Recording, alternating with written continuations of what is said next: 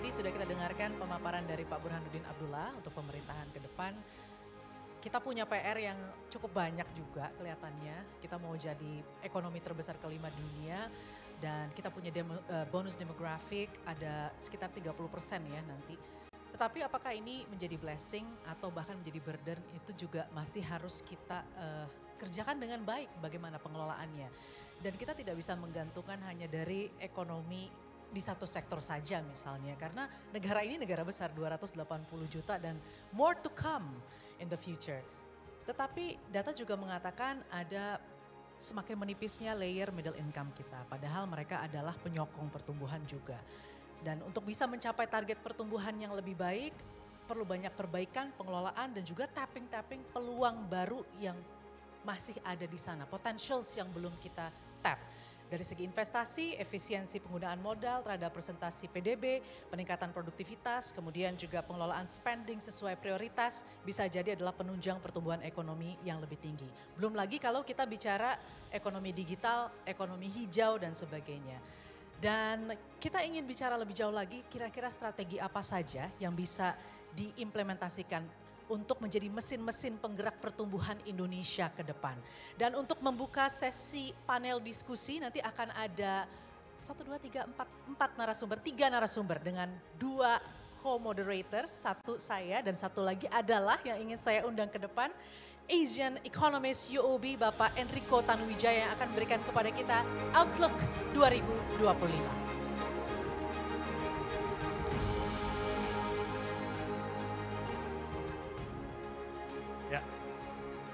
Selamat pagi, yang saya hormati Pak Burhanuddin Abdullah beserta para panelis.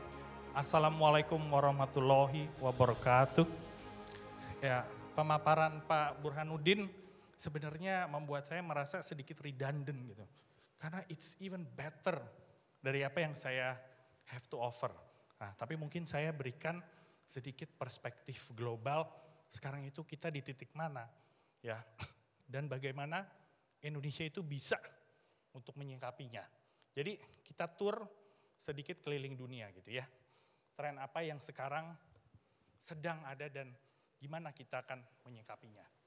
Yang pertama, tahun ini itu very special karena pemilu. Yang artinya begitu kita injak 2025, kebijakan politik, pemerintahan, hubungan luar negeri, dan ekonomi akan baru semuanya. Lihat itu ada yang senyumnya paling besar kan?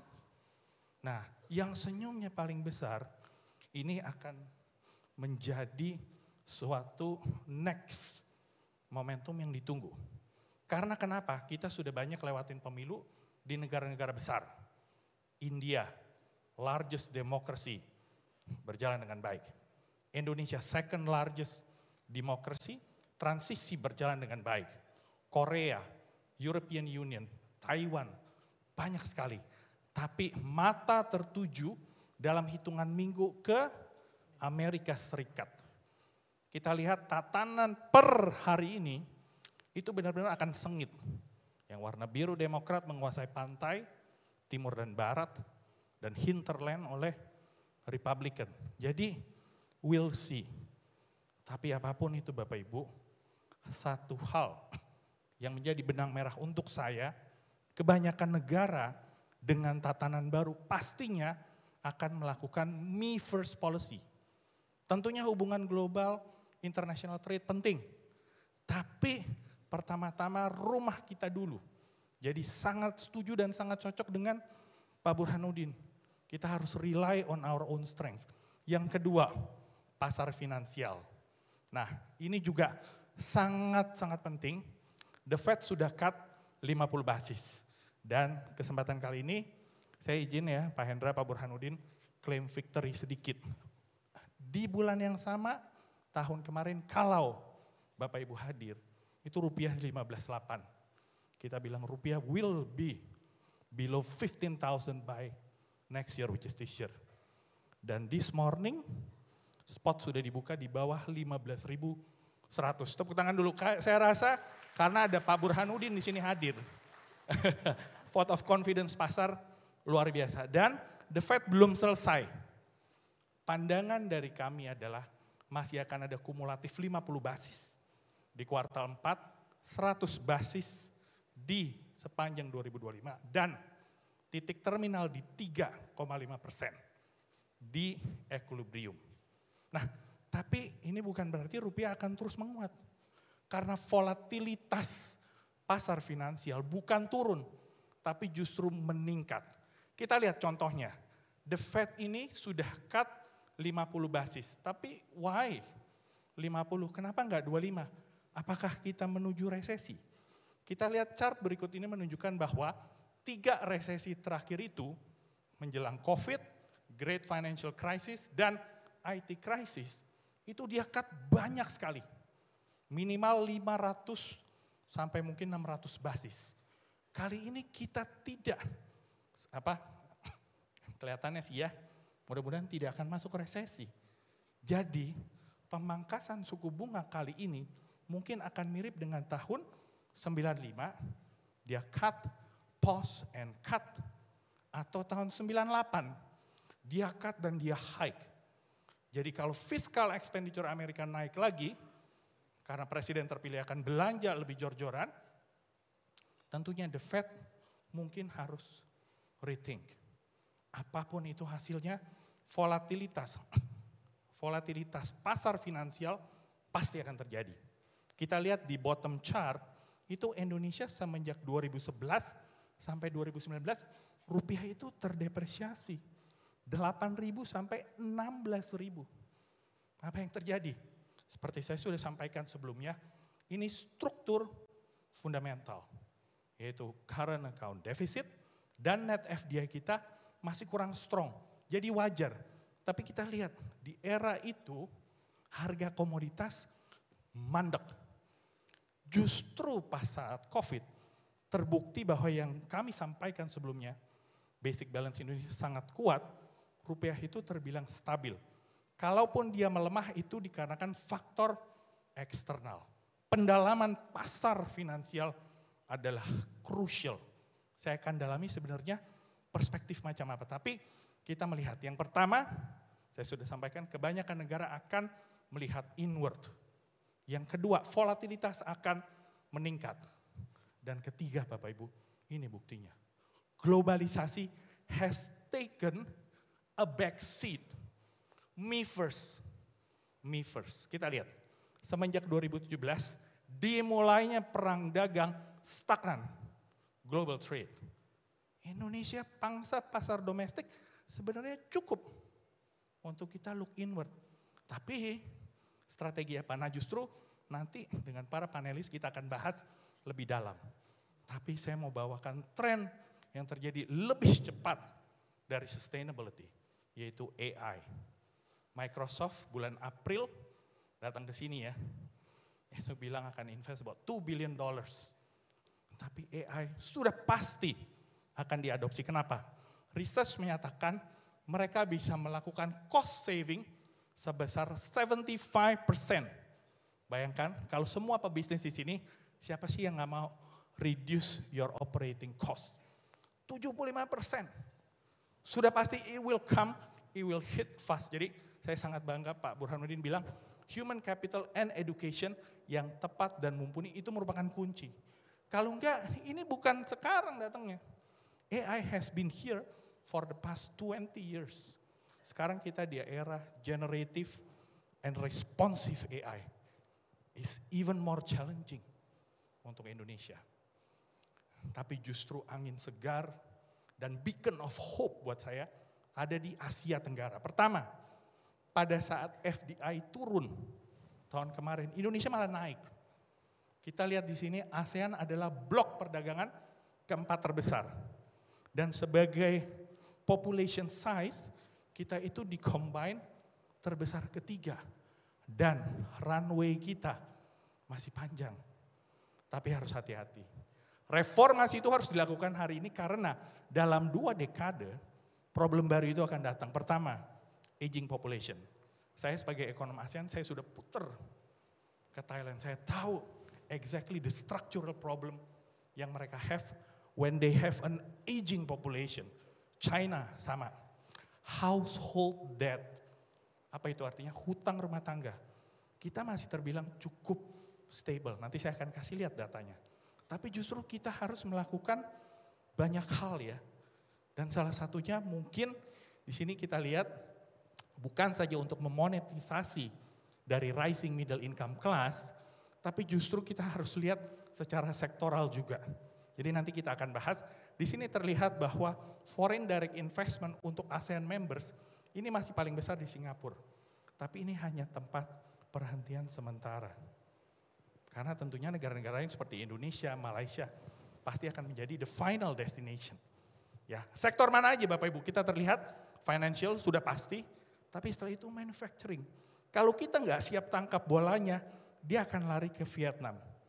Kalau Myanmar tidak ada, mohon maaf, agresi militer, bisa jadi dia will be the next Vietnam. Oleh karena itu, untuk mengawali panel diskusi, saya mempropos 3 hal. Expansionary and targeted fiscal spending, untuk kita memperdalam kekuatan domestik kita sendiri.